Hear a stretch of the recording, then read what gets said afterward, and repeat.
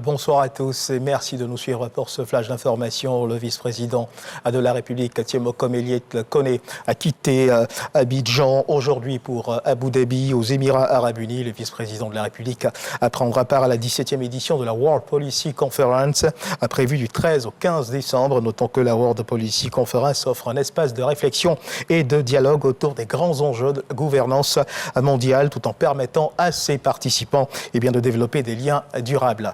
Et toujours en actualité nationale, sachez que la première édition du rendez-vous de l'égalité de genre dans les écoles a eu lieu récemment en présence des représentants de plusieurs membres du gouvernement, notamment de celui de l'éducation nationale, du commerce et de la cohésion nationale. Cette initiative portée par le comité de concertation État, secteur privé et ses partenaires dans le Millennium Challenge Corporation vise entre autres à mobiliser un peu plus d'1 milliard de francs CFA pour le financement de projets relatifs à la santé, à la sécurité, à l'égalité dans les écoles de Côte d'Ivoire. Les détails avec Tanguy Tanguy.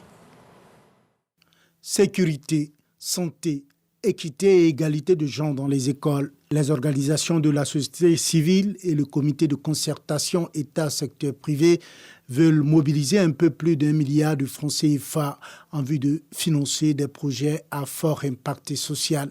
C'est l'enjeu de la première édition de la table ronde dénommée Business for Gender Equality, qui a rassemblé toutes les parties prenantes, notamment le Millennium Challenge Corporation.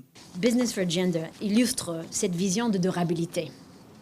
Et elle va bien au-delà des approches traditionnelles de financement des initiatives de développement.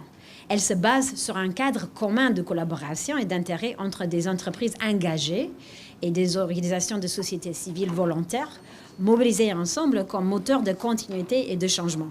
L'initiative s'articule autour de 4 projets phares, répondant à des problématiques spécifiques d'inclusion et de sécurité en milieu scolaire, à savoir l'absentéisme dû à la précarité menstruelle, l'insécurité des enfants sur les trajets de l'école, l'inadaptation des outils didactiques à la pédagogie des enfants en situation de handicap et les difficultés d'accès des enfants à une alimentation saine et équilibrée. La table ronde Business for Gender Equality bénéficie du soutien des autorités.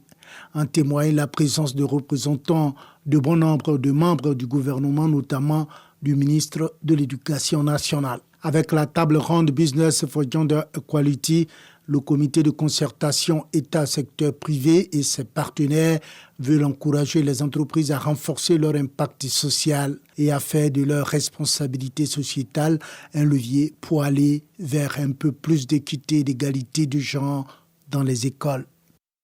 Un reportage signé Tanguy et Jérôme Begré. Et vous le savez, nous sommes en décembre, le mois des fêtes de fin d'année. Un air de fête d'ailleurs souffle sur le pays et partout ailleurs. Les grandes festivités se préparent fiévreusement. Déjà dans les commerces et magasins, l'ambiance de Noël se profile. Tout est mis en œuvre pour attirer le regard des visiteurs. Un décor qui vous plonge dans la fête avant l'heure. À suivre donc à 20h ce constat réalisé par nos reporters Julien Gogo et Serge Coléa.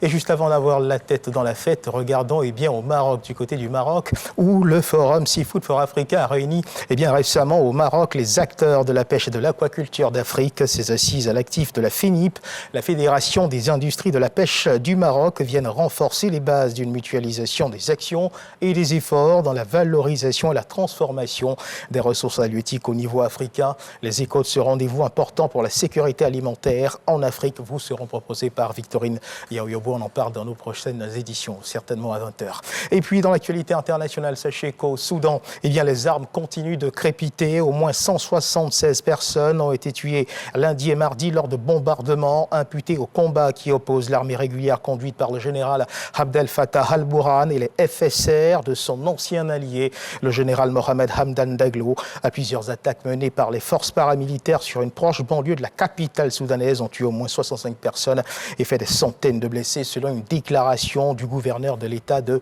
Khartoum. Et on termine ce tour de l'actualité internationale avec la Syrie. La Syrie où ce mercredi, le chef des rebelles syriens, Abu Mohamed al-Jolani, qui se fait désormais appeler par son vrai nom, Ahmed al-Shareh, a déclaré que les personnes impliquées dans la torture des détenus ne seraient pas graciées après la libération de milliers de prisonniers. Il demande d'ailleurs aux autres pays de leur remettre tous les criminels ayant quitté le territoire afin qu'ils soient traduits en justice. Voilà qui marque la fin de ce flash d'information. On se retrouve à 20h pour le Grand Journal.